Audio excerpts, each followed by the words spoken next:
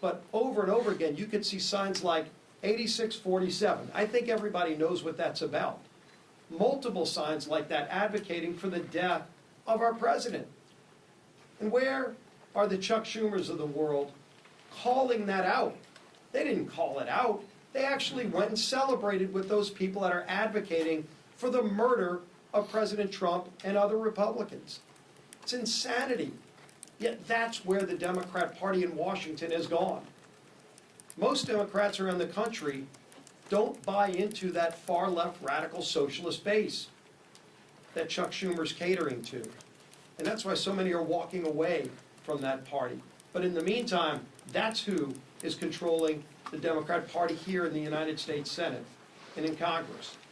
And that's why we continue to be at this stalemate. Not because there's some ability for us to come together and find a common ground. We've been trying. We had a provision in the working families tax cut that would have lowered premiums for families, healthcare premiums, by 11%. It was scored by the Congressional Budget Office to do that. 11% reduction in premiums for families. And you might ask, well, why is that not law of the land? Because it passed the House. But when it got over to the Senate, it was Senate Democrats who went to the parliamentarian and fought to get that provision removed because they don't care about lowering premiums for families. They really don't, and they showed it over and over again. What do they care about? They care about catering to the most radical elements of their base. You could see the sponsors, and it's been mentioned before, the Communist Party of America, the Socialist Party. Well, that's who's taken over the Democrat Party. It's not who America is. America is not a socialist nation. It's surely not a communist nation. But the Democrat Party here in Washington is trying to pull the country down that rat hole. We've seen it over and over again. That experiment's been tried time and time again, and you could go look at the scrap heap of history to see other countries where it's failed. Why won't they go protest over in those countries and just be a part of those countries where it's already failed? But they come here and they lie about our president. They call him a king, where, ironically, they're also advocating for the death of that democratically elected president. And so you've got to see it all on full display. And hopefully that's what Chuck Schumer needed to go through to show them that he's still keeping the government shut down to appease that group. But now that rally is over. And the pain that he has inflicted on American families continues. It's time for Chuck Schumer to end the pain he's inflicting on millions of American families. And finally, vote. Just 5 Senate Democrats need to come together to vote to open this government back up again. We still have big differences, and we'll be negotiating our differences in the weeks ahead. But it's time he releases the American people from this crazy experiment. With that, bring up our whip, Tom Emmer.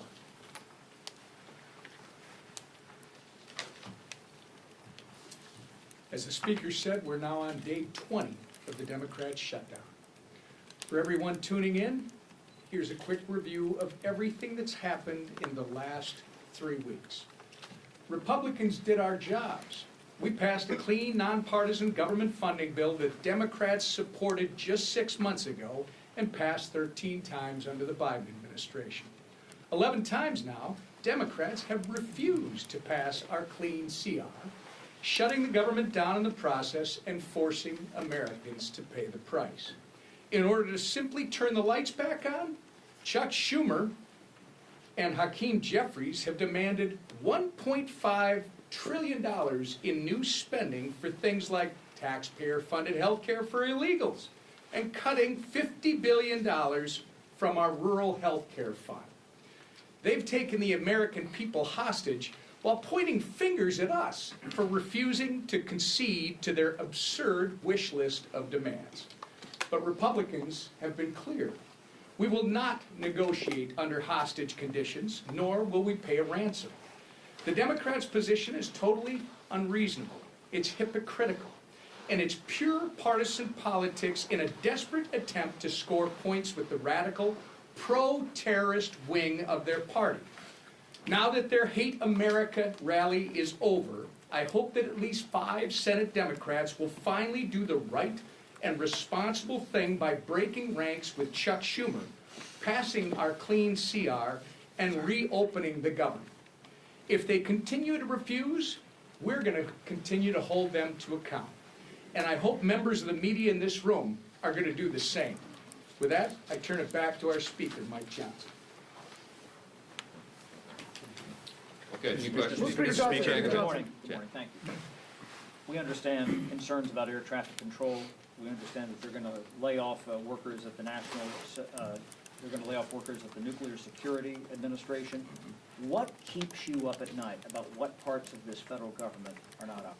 Well, those are 2 good examples. The question is, when the administration is required to triage federal spending, they have to look and evaluate what are the most essential and what are the less essential functions of the federal government. And they look at policy, personnel, and all these offices. But the things that concern me the most are TSA, for example. I mean, you're right. We are shorthanded already with air traffic controllers, with TSA agents, keeping the airports safe and our flights safe.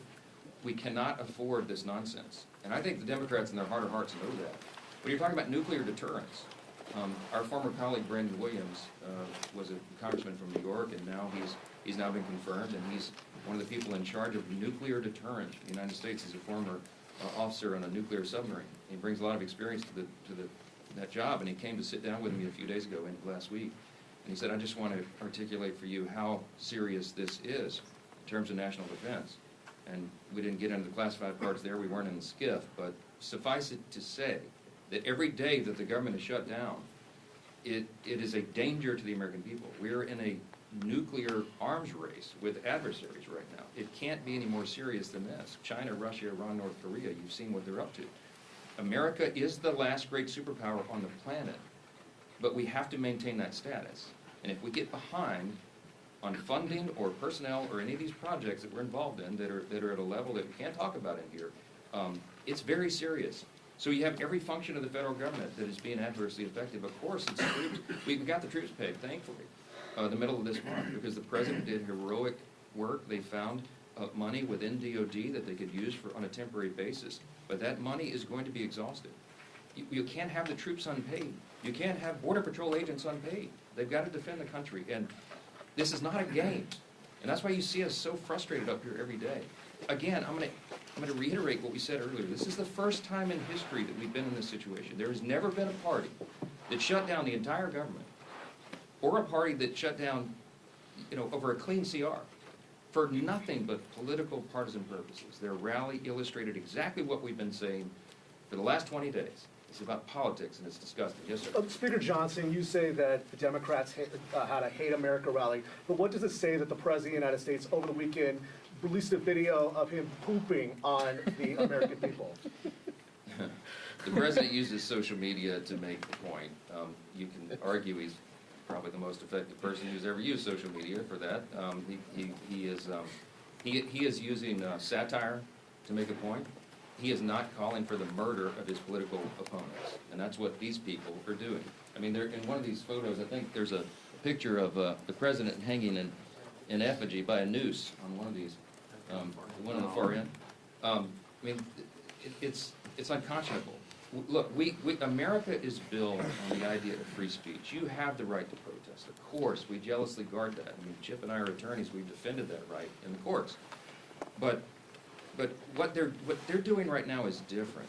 They are trying to incite violence. It's not funny. You don't mock a president who has already had 2 failed assassination attempts on his life. This is not a game. And the idea that communists would be supporting this is unconscionable to us. Look, when we give tours of the House chamber, and we bring in constituents, and we point out all the historical facts and images around the building, I always start with "In God We Trust," which of course is right above the rostrum of the speaker's podium. And if you look in the visitor's guide to the House chamber, it says on page 14, when was that put there? Well, it's put there in the early 60s, 1961, as I recall. And it says in the guide that it was put there, Congress voted to put that there as a rebuke to the Cold War era Soviets. Why? Because their philosophy, that's what it says, a rebuke to their philosophy. Their philosophy was Marxism. Marxism begins with the premise that there is no God. It is antithetical to who we are as Americans. The Declaration of Independence says we're created by God and He's the one that gave us our rights. It is in God whom we trust. That is the national motto. That's what America's built on. What those people are advocating for is at its essence un-American. And when they go the next step and they call for violence on political officials in an environment that is already a heightened threat environment, it's dangerous stuff. They had the right to do it. Congratulations, they didn't burn any buildings down. That's a big achievement for the left, to have some kind of gathering where they don't have a loot-in and riots and burn a building down. There was, I think, some in Portland, they threw bottles and bricks and stuff at the ICE facility because that's what they do for fun now out there. But, you know, they had a free speech event. Congratulations. But you need to look past that and look at what it is they're advocating for openly, and it's really scary stuff. Mr. Speaker, we know Senator. I was actually pointing to her. I don't think you've asked a question before. Go ahead. Yeah. Hi, Oriana with Notice. It's Arizona Attorney General Chris Mays said over the weekend that she plans to file a lawsuit against you for not swearing in Alita Rijallo. Have you or your office spoken to her in the last couple of days about that, and what's your response to that?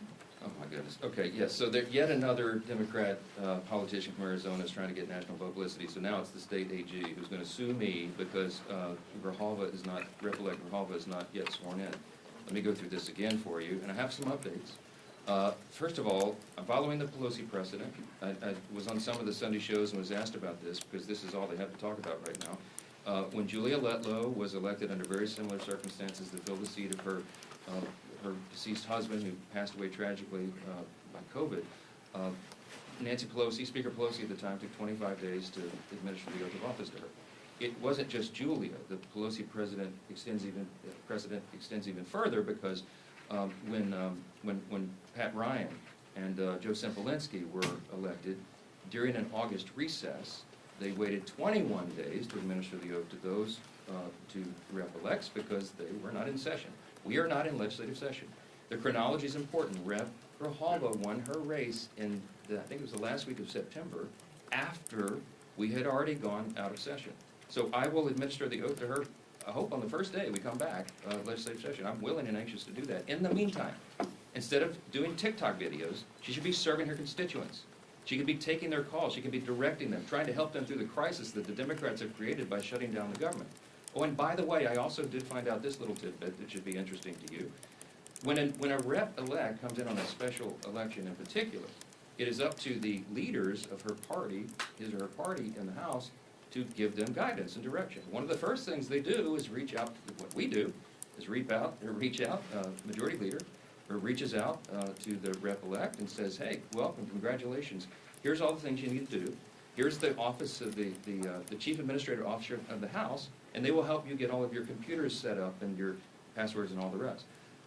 That call was apparently never made by Rep. Grijalva, and I don't know if the Democrat leader's office didn't inform her of that. But I found out this morning that the person who runs that office in the chief administrative office is on furlough because they voted to shut the government down. And so that person didn't reach out affirmatively, but now it's been sorted out, and I'm told they're going to her office today because she made a TikTok video saying that she couldn't use her computers. Well, she'll be able to use her computers now. Okay, she has 16 staffers. They need to be taking calls. They need to be helping their constituents, just as Republicans are out in their districts right now, helping them navigate the chaos that is created by Democrats who are playing political games. Mr. Speaker, Are we not fast approaching the point where this CR doesn't buy you time for appropriations?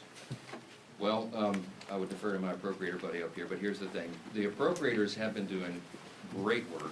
They're continuing to work. Even during the shutdown, they're working individually and on their subcommittees and among themselves and even across the aisle to get the next batch of appropriation bills ready for passage. Is the time eroding quickly? Yes. Is it dangerous for them to shut the government down right now? Yes, because we have very pressing matters that we need to handle, but we can't do it when the Senate is stalling all of that, stopping it. We passed 12 separate appropriations bills through the House committee. They've done their work. 3 of them off the House floor, 3 bills off the Senate floor. They don't match up exactly, so we're going to conference committee on that. We have to finish that process. We have to rebuild the muscle memory for regular order, because that is how we serve as good stewards of the American taxpayers. We're anxious to do that. We hope the Democrats will see the light. We hope that you will ask them the tough questions this week. Why in the heck are you doing this? What is the point? What is the purpose? And don't let them say it's about Obamacare subsidies, because that was always going to be the subject of debate internally and and across the aisle between the caucuses and amongst everybody in the month of October. And they are now eating up the clock for us to have the thoughtful debate about reforms and things that might be necessary, if indeed that's going to be extended. So it's on them. You need to ask them the tough questions. We're here to do the work. We'll continue to do it. Thank you all. Good work, Mark.